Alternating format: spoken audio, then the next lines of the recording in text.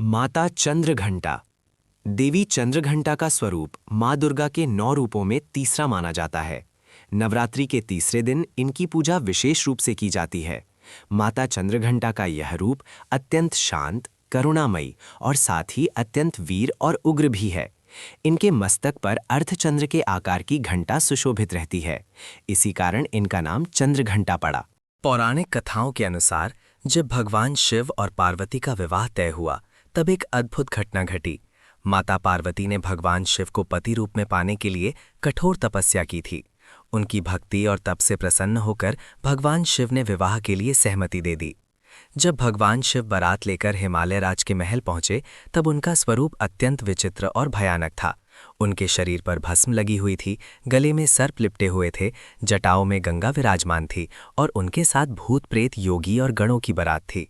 ये दृश्य देखकर माता पार्वती के परिवार वाले भयभीत हो गए। माता पार्वती की माता मैना देवी भगवान शिव का ये रूप देखकर अत्यंत चिंतित हो गईं। उन्हें लगा कि उनकी पुत्री का विवाह ऐसे भयानक स्वरूप वाले वर से नहीं होना चाहिए। तब माता पार्वती ने अपनी माता को समझाया कि शिव ही ब्रह्मांड के स्वामी हैं और उनका ये रूप भी दिव्य है। लेकिन स्थिति को शांत करने के लिए माता पार्वती ने स्वयं एक दिव्य और तेजस्वी रूप धारण किया। उन्होंने अपने मस्तक पर अर्धचंद्र धारण किया, जो घंटा के समान प्रतीत होता था। इसी कारण उनका ये स्वरूप चंद्रघंटा कहलाया। इस रूप में माता पार्वती अत्यंत सुंदर और दिव्य दिखाई देती थीं। उनके शरीर से स्वर्ण के समान आभा निकल रही थी। वे सिंह पर सवार थीं और उनके 10 हाथों में विभिन्न अस्त्र शस्त्र थे, जैसे त्रिशूल, गदा, तलवार, धनुष, बाण आदि।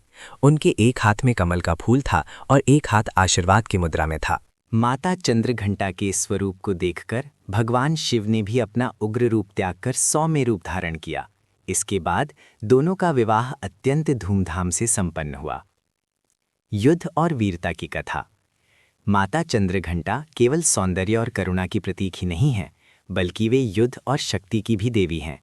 एक बार असुरों ने देवताओं पर आक्रमण कर दिया और उन्हें पराजित करने लगे। तब देवताओं ने माता दुर्गा से सहायता की प्रार्थना की। देवताओं की पुकार सुनकर माता दुर्गा ने चंद्रघंटा का रूप धारण किया और सिंह पर सवार होकर युद्ध के लिए निकल पड़ी। उनके मस्तक पर स्थित चंद्रमा घंटा के समान झंकार करने लगा, जिसकी ध्वनि से असुर भयभीत हो उठे। माता चंद्रघंटा ने अपने अस्त्र शस्त्रों से असुरों का संहार किया।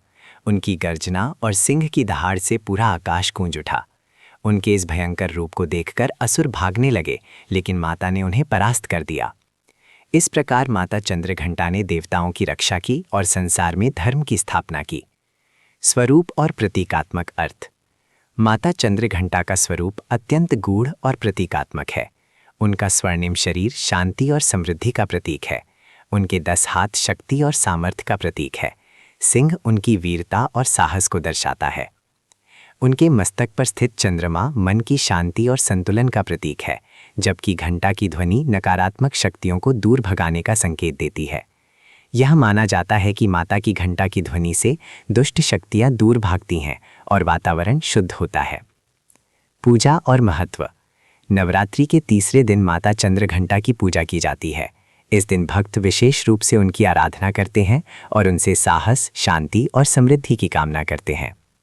माता चंद्रघंटा की पूजा करने से व्यक्ति के जीवन में आने वाली बाधाएं दूर होती हैं।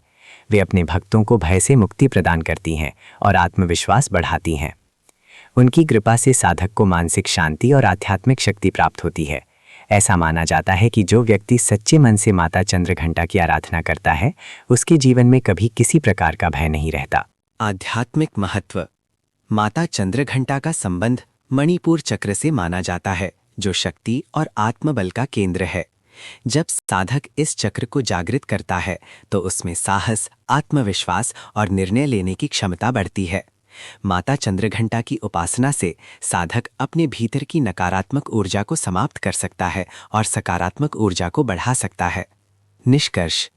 माता चंद्रघंटा की कथा हमें ये सिखाती है कि जीवन में शांति और शक्ति दोनों का संतुलन आवश्यक है। वे हमें सिखाती हैं कि हमें अपने भीतर के भय को समाप्त करके साहस के साथ जीवन की चुनौतियों का सामना करना चाहिए। उनका ये रूप हमें ये भी बताता है कि जब भी धर्म पर संकट आता है, तब दिव्य शक्ति उसकी रक्षा के लिए अवश्य प्रकट होती है। इस प्रकार माता चंद्रघंटा केवल एक देवी नहीं, बल्कि शक्ति, साहस, करुणा और संतुलन की अद्भुत प्रतीक हैं। उनकी कथा हमें प्रेरणा देती है कि हम अपने जीवन में सकारात्मकता, निर्भयता और धर्म का पालन करें।